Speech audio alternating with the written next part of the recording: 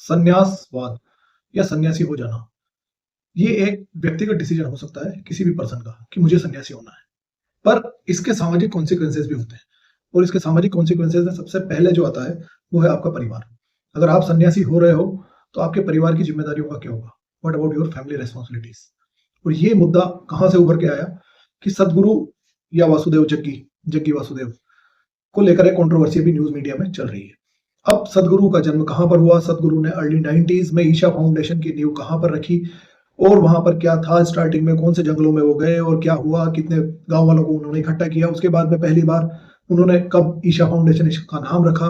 और उन्होंने क्या क्या कार्य या उनके ईशा फाउंडेशन के द्वारा कौन कौन से काम यहाँ पर किए गए इस फाउंडेशन के अंडर में, और उनसे रिलेटेड क्या क्या कंट्रोवर्सीज हुई? जैसे कि उन्होंने एलिफेंट कॉरिडोर बनाने के लिए डिमांड करी, उन्होंने कावेरी कोलिंग करके रिवर प्रोटेक्शन के लिए डिमांड करी, उन्होंने प्लांटेशन के लिए डिमांड करी, और ऐसे कई कार्य उन्होंने किए। या फिर ये कि सरकार का हस्तक्षेप मंदिरों से हट जाना चाहिए, फ्री टेम्पल इनिशिएटिव भी उन्होंने चलाया।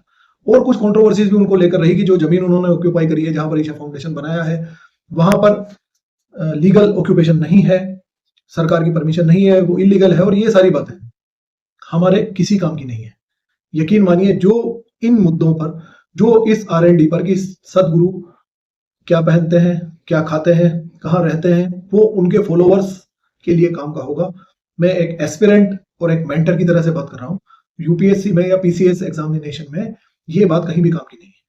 हमारे लिए इस मुद्दे से क्या काम का निकलता है, क्योंकि हमें न्यूज रूम की तरह, न्यूज मीडिया की तरह नहीं चलना है। इन चीजों को नहीं देखना है कि जग्गू वासुदेव का स्टार्टिंग जीवन ऐसा था वैसा था। ये सारा ज्ञान की बातें हमारे किसी काम की नहीं, और इस बात पर हमें बहस करनी भी नहीं होती है। अक्सर ऐसा हो जाता है कि नहीं उन्होंने ऐसा नहीं किया, नहीं उनके ऊपर ये आरोप है, उनके ऊपर ऐसा आरोप है, उनके ऊपर ये केस चले हैं, और दो लोग आपस में कहीं पर उलझ रहे हैं, पूरा पूरा ग्रुप कहीं पर उलझ रहा है। वो एस्पिरेंट्स की निशानी नहीं है। This is not your OLQ, officer like quality में नहीं आता है। So what is considerable for us? देखिए, केस की शुरुआत यहां से होती है कि 2016 में फर्स्ट टाइम एक रिटायर्ड प्रोफेसर की वाइफ ये केस करती है, पुलिस में कंप्लेंट दर्ज करवाती है और लोकल कोर्ट में ये केस जाता है कि सदगुरु के आश्रम में कुछ 7 दिन, 14 दिन, 21 दिन का योग ध्यान की क्लासेस या कोई सेशन ज्वाइन करने के बाद में उनकी बेटी ने संन्यास ले लिया।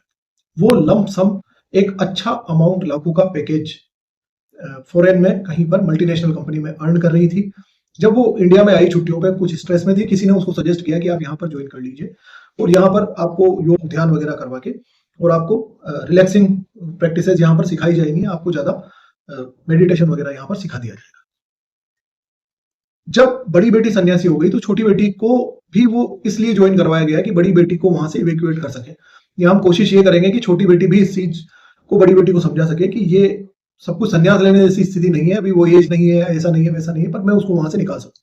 छोटी बेटी ने जब वो क्लासेस ज्वाइन करी तो इवेंचुअली वो खुद भी वहां पर सन्यासी हो गए और वो दोनों वॉलंटरी बेसिस पर उसी आश्रम में रहने लगी। और ये सिर्फ एक केस नहीं है, this is not the first case.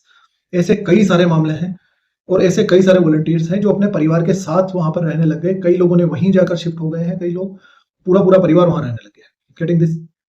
अब मामला क्या था, आखिर कोर्ट ने इसे कंसिडर क्यों किया, और ये मामला हाई कोर्ट तक गया।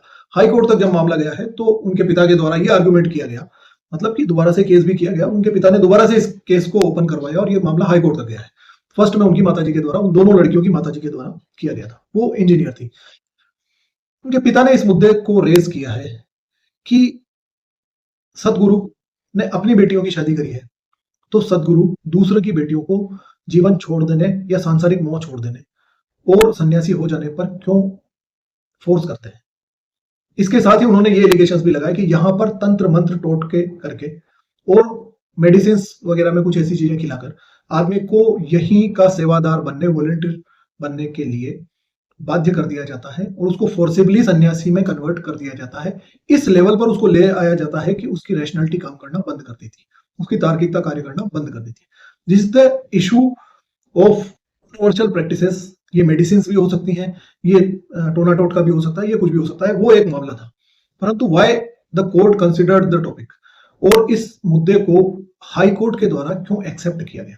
High court accepted on the basis that, अब आती है यहां ये बात जो हमारे काम की है, जो सिविल सर्वेंट की तरह आपको सोचनी है, या जिस पर मेंस में, यूपीएससी में या स्टेट बीसीएस के मेंस में क्वेश्चन आ सकता है या इंटरव्यू में क्वेश्चन पूछा जा सकता है, जहां पर आपको बैलेंस अप्रोच बतानी होगी।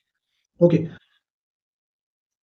मुद्दा ये बनता है कि क्या किसी व्यक्ति को, जो मैंने शुरुआत में कही थी उसी बात को रिपीट कर रहा हूं, ये सिर्फ उसके व्यक्तिगत अधिकारों में ही आता है कि वो सन्यासी हो जाए और संसार को छोड़ दे। व्हाट अबाउट हिज और हर फैमिली रेस्पॉन्सिबिलिटीज, उनका क्या होगा? जो सामाजिक और पारिवारिक जिम्मेदारियां हैं उनको कौन पूरा करेगा? अगर आप आपके परिवार में जरूरत है, आप आपके परिवार में कार्यकारी व्यक्ति हैं, आप आपके परिवार में एक जिम्मेदार व्यक्ति के रूप में हैं, तो अगर आप सारी जिम्मेदारियों को छोड़कर सन्यासी हो जाएंगे तो उन जिम्मेदारियों का क्या होगा?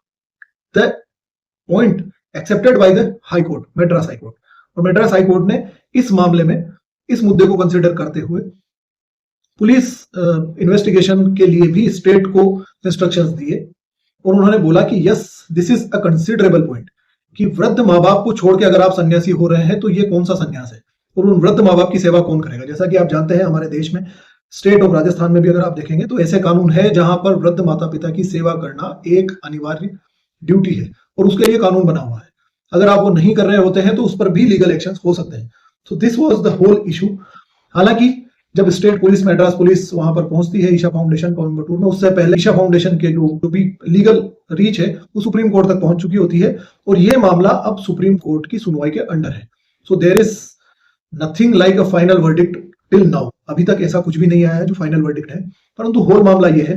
अब बात ये कि सुप्रीम कोर्ट इस पर जब भी ऑर्डर देगा, जहां तक भी सुप्रीम कोर्ट इस पर ऑर्डर देता है, सुप्रीम कोर्ट इसकी सुनवाई करता है, कितनी सुनवाई चलती है, उससे पहले अगर हम इस पर्सपेक्टिव को ऐसे देखना चाहें कि हमारे लिए इससे रेलेवेंट क्वेश्चन क्या बन सकता है, मैं आपको क्वेश्चन रीड कर देता हूं, डिस्क्रिप्शन में वो आपको क्वेश्चन भी हम प्रोवाइड करेंगे, and try to interconnect with the social issues and the ethics point of view. जो सामाजिक मुद्दे हैं उनमें भी ये पॉइंट जुड़ेगा और जो इथिक्स वाला पार्ट है उसमें भी ये पॉइंट जुड़ेगा। I read the question is, monasticism often calls for renunciation of worldly attachments. Worldly attachments का मतलब जो सांसारिक जितने भी आपकी आसक्तियां हैं उनके जुड़ाव को छोड़ देने के लिए, अगर उनके जुड़ाव को छोड़ देना हो, एक सन्यासी होने का सबसे पहला रिक्वायरमेंट है।